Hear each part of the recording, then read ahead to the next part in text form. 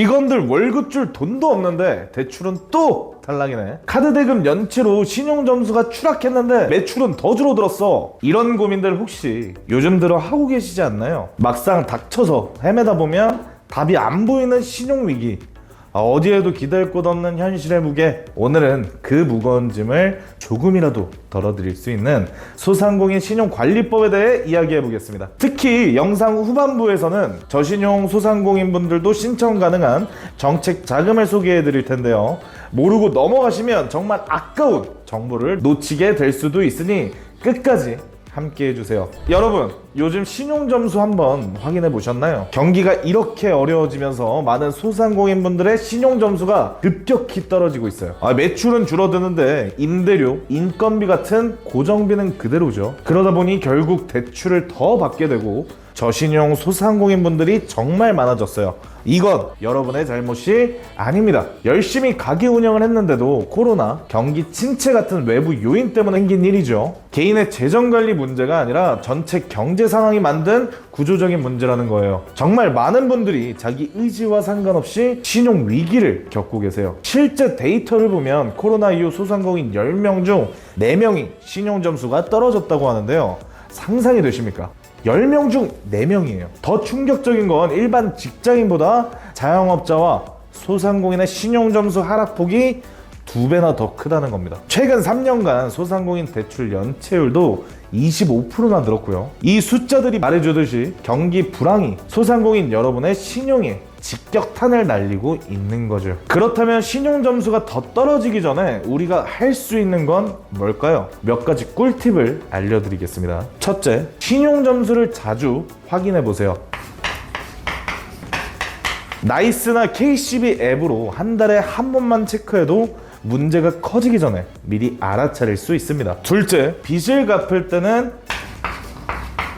고금리 융자부터 갚아야 합니다. 여러 곳에서 융자를 받으셨다면 이자가 빨리 쌓이는 고금리 융자부터 상환하는 게 신용에 더 좋기 때문이에요. 셋째, 연체만큼은 정말 피하셔야 합니다. 5일만 연체돼도 신용평가 기간에 기록이 남고 그게 5년 동안이나 따라다니기 때문이에요. 결제일 알림 설정 꼭 해두시고 정 어려우면 최소 금액이라도 내세요. 넷째, 자금이 필요하시면 고금리 융자보다는 정부 지원 사업이나 소상공인 지원 프로그램을 먼저 알아보세요. 대출을 여기저기서 받다 보면 신용 점수가 더 떨어질 수 있기 때문입니다. 많은 분들이 이미 늦었는데 라고 생각하실 수 있습니다. 맞습니다. 저도 현장에서 소상공인 분들 만나면 이런 질문 많이 들어요. 그런 관리 방법 다 알죠. 코로나 때부터 어쩔 수 없이 대출 받고 이자 몇 번 연체도 됐는데 지금 와서 신용관리를 어떻게 해요? 그중 가장 많이 듣는 질문은 이겁니다. 은행에서 융자 거절당했어요. 근데 직원 월급 줘야 하고 재료값도 결제해야 하는데 도대체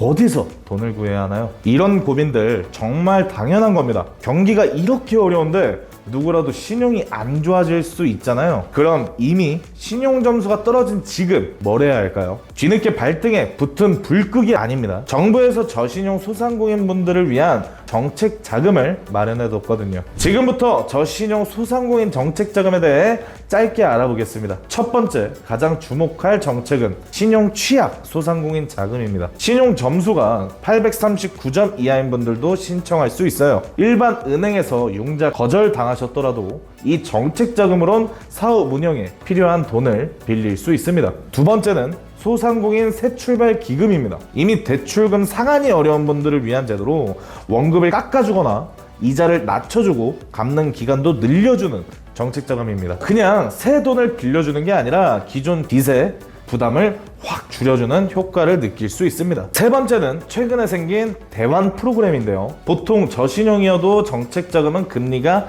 훨씬 낮아요. 저신용 소상공인이 받은 융자 금리는 20%나 되는데 정책 자금은 고작 2에서 5% 사이입니다. 대환 프로그램은 기존의 비싼 이자로 받은 융자를 싼 이자의 정책 자금으로 바꿀 수 있거든요. 예를 들어 연 15%의 이자에 1억 원 대출을 연 5% 바꾸면 1년의 이자만 1,000만 원이 절약된다는 겁니다. 그리고 마지막으로 신용회복 지원 프로그램이 있는데요. 신용관리 교육을 들으면 신용회복도 도와드립니다. 정부가 직접 나서서 여러분의 신용 회복을 지원하고 있으며 신용회복위원회와 함께 채무 조정, 분할 상환 같은 혜택도 제공합니다. 또한 신용회복위원회 소액 융자의 경우 교육 이수 후 금리 인하 혜택을 받을 수 있으며 채무 조정을 성실히 이행하는 경우에는 추가적인 금리 인하 혜택이 제공될 수 있습니다. 단순히 돈만 빌려주는 게 아니라 장기적으로 재정 건강을 회복시키는 데 초점을 맞추고 있어요. 단 이런 지원금은 예산이 정해져 있기 때문에 작년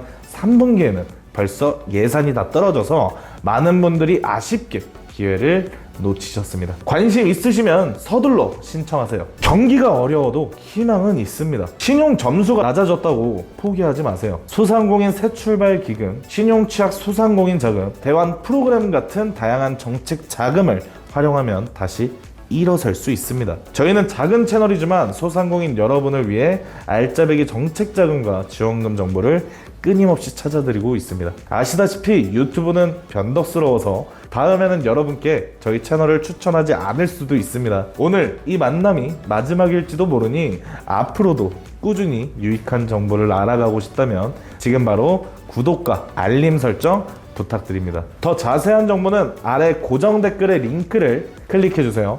여러분의 경제적 회복이 대한민국 경제의 희망입니다. 감사합니다.